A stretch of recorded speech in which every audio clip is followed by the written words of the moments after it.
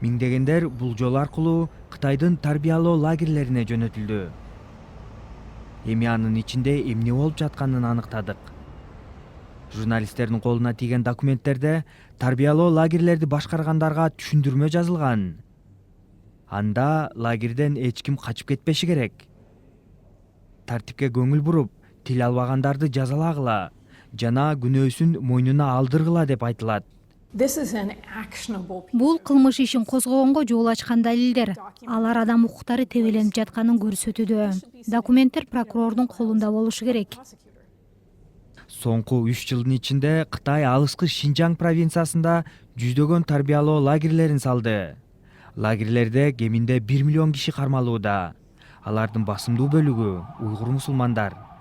Кытай лагерлер окутууларды сунуштап, терроризмге бөгөт коюп жатканын айтууда. Бирок документтер кубаттуу державанын негизги максатын көрсөттү. Кытай тилин негизги приоритет кылуу, окуучуларды трансформация болууга үндөө деп жазылат документтерде. Тарбиялоо лагердегилер ишенимин, жүрүм турумун жана тилин өзгөрткөнгө чейин камакта болот. Миллиондон ашуун киши ушундай абалга кептелгенин эске алып, муну этникалык топко багытталган чоң масштабтагы иденттүүлүктү жок кылуу схемасы деп атасак болот. Кытайдын Лондондогу элчиси тарбиялоо лагерлери боюнча суроолорго жооп берүүдөн баш тартты. Өткөн аптада элчи Гонконг боюнча басма сөз жыйын өткөрдү. Бирок мен Шинжаңдагы лагерлер тууралуу билгим келди. Сизге ушул аптада Шинжаңдагы лагерлер боюнча жазгам. Алар түрмө экенин билем. Сиз эмнеге лагерлер боюнча чындыкты айткыңыз келбей жатат? Биринчиден, сиз түшүндүргөн эмгек лагерлери жок.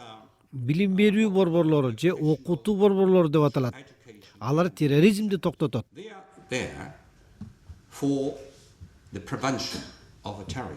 Кечиресиз, сиз айткан сөз мен көргөн лагерлерге дал келбейт. Сиз сөз кылган документтер дагы жасалма. Жалган жаңылыктарды укпаңыз. Жасалма ушактарды укпаңыз. Документтерди жалган жаңылык деп атоого болбойт. Алар адам укуктары боюнча кылмыштарга далил.